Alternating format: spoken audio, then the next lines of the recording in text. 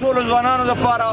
د ټول پاکستاني قوم لپاره د ټول ورسیز پاکستانیانو لپاره ډیره زیاته د خوشحالۍ ورځ ده او زه د ټول ینګسټر ته د ټولو ځوانانو ته مبارکباد پیش کوم په دې خبره باندې چې عمران خان نن کومه فیصله وکړله خپل کرسۍ ته ونه کتل خپل اقتدار ته ونه کتل او د پاکستان د بقا او په سالمیت باندې او په وقار باندې سودا ونه کړله د خپل کرسۍ قرباني ورکړله او ان شاء الله چې دا ځوانان څومره زمانه ګل چاپیره ولاړ دي دا د عمران خان څخه ولاړ دي او دا د خلکو خلاف